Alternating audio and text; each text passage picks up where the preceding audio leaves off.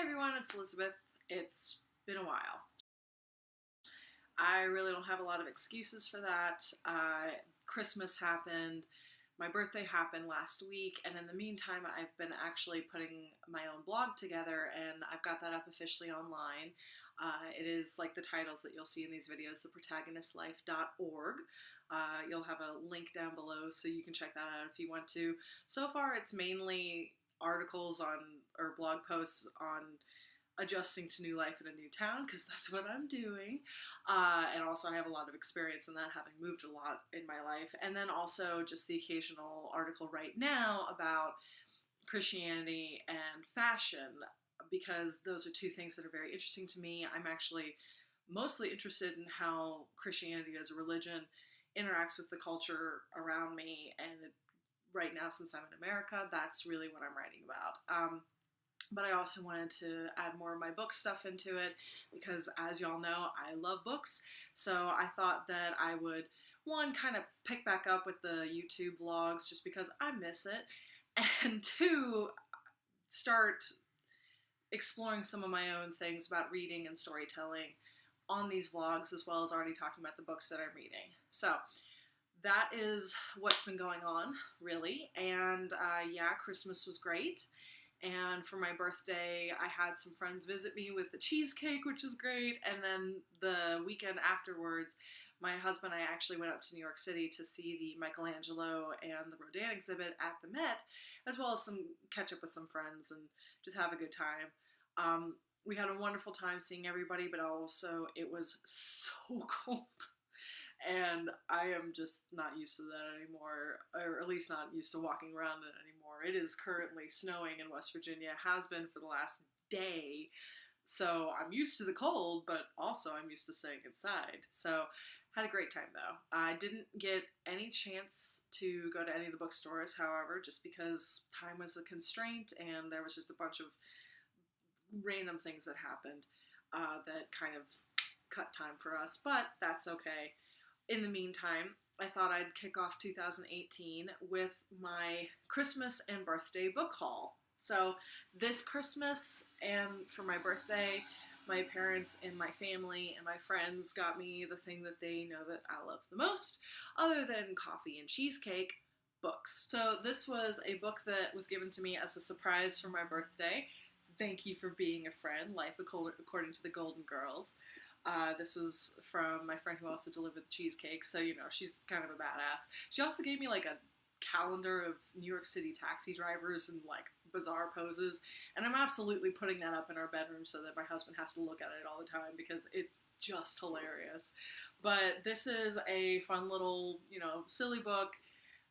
Just different things from the show, different quotes, little quizzes that you can take and stuff like that. So I took the quiz, which golden girl are you, so you can be all the different golden girls, and surprisingly, I thought I was going to be Dorothy, to be honest, because, like, let's be real, she has the greatest fashion sense in the entire history of the world. I love this woman, but apparently I'm not. Apparently I'm actually Sophia, so apparently I am old and have a lot of life experience and give 0 Fs about telling you what my opinions are, and that's actually pretty accurate, yeah.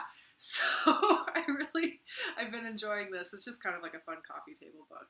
The other book that I got for my birthday was The Martian by Andy Weir. This is actually a book that my brother gave me.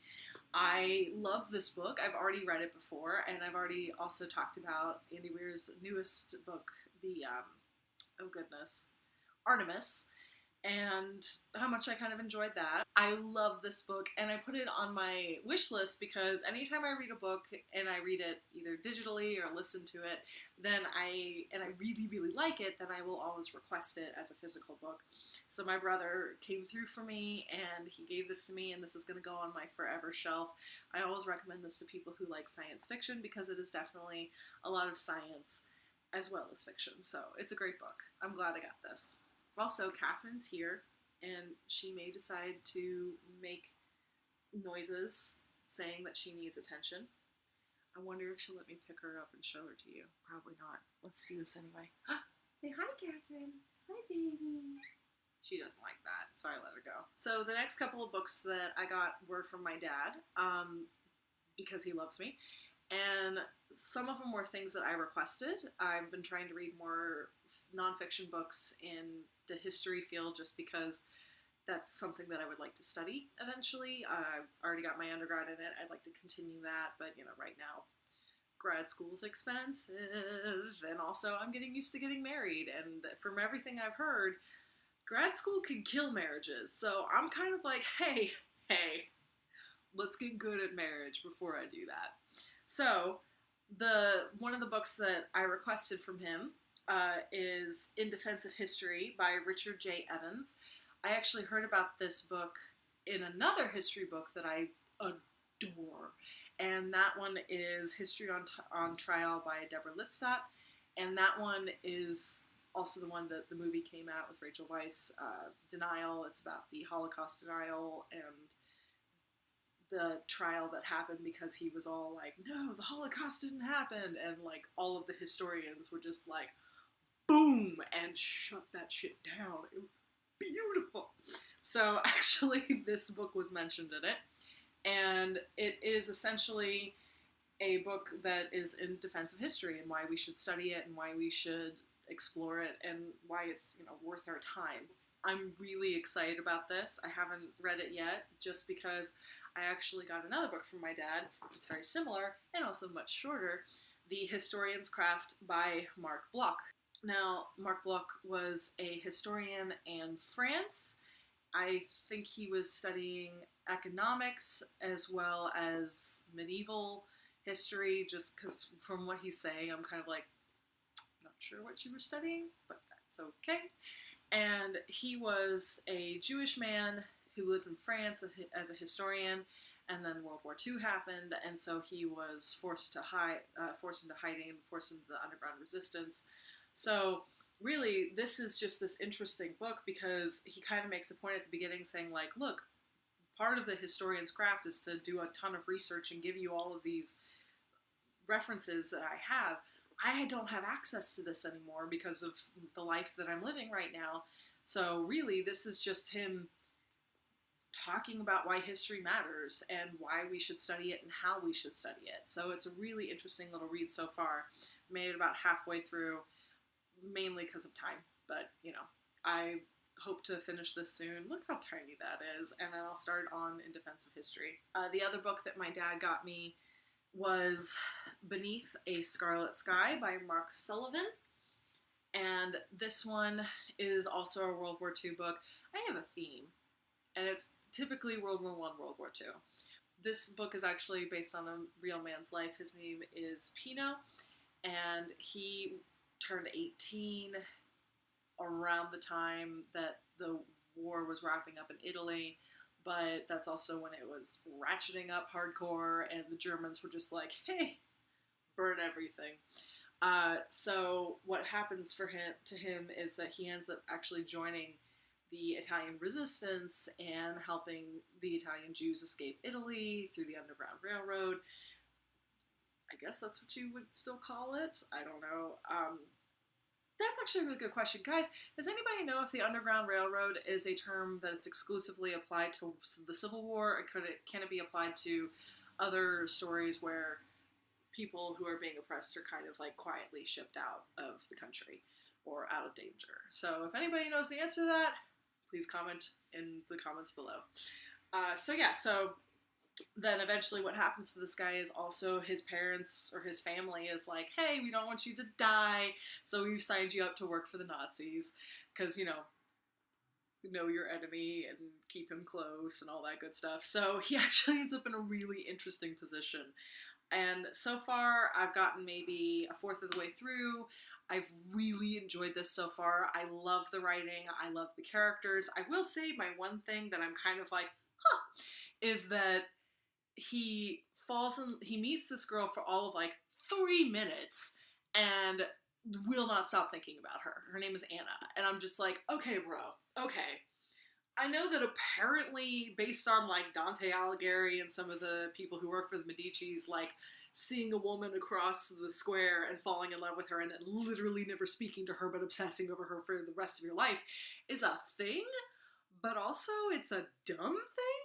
So I'm kind of hoping that she shows up again, because otherwise, like, oh my god, dude, just quit. You met her for 3 freaking minutes. But it's okay. So far, so good. The other 2 books that I got from my aunt one of them was actually for me, one of them was for Justin, and that is because it is Eric Metaxas' 7 Men, 7 Women and the Secret of Their Greatness, and 7 Men and the Secret of Their Greatness. This guy is the one who wrote the book on Bonhoeffer and did a fabulous job with that. He also wrote a book on Martin Luther, which my mom read this Christmas, and she's not a fast reader, but she loved it and finished it very quickly. I think part of it's because she's Lutheran, and she was kind of like, this is interesting. So I would like to read that as well. But this was a gift from my aunt, and it is the story of 7 different men and 7 different women, and just basically, they're all religious, they're all Christian, and kind of very briefly goes over their lives and why we should take notice of them. So I'd started reading this one already, and, so far he talked about Joan of Arc, and I'm kind of like, yeah.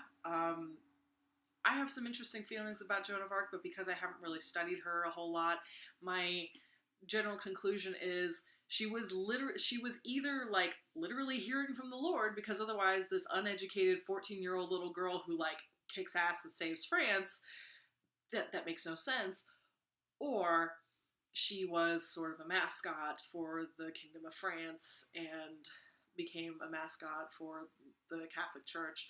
Now, the argument against that is, why would you choose a 14-year-old girl to do that? Why would you not choose somebody else, like a dude? That does make a lot more sense, but I don't know, I just haven't honestly done enough research on it. My heart wants to say that she was hearing from the Lord, because that was the version that I read when I was younger, especially Mark Twain's book. I don't know, so I would love to do more research on that, but yeah, so far, that is one of the women that's talked about in this, and I haven't actually started 7 Men yet, and neither has my husband yet, but we are working on it, so those were all of the books that I got for Christmas and my birthday. So, yeah, that's part of what's on my reading list this year, hopefully. And in the meantime, I have no idea what else I'm going to be reading.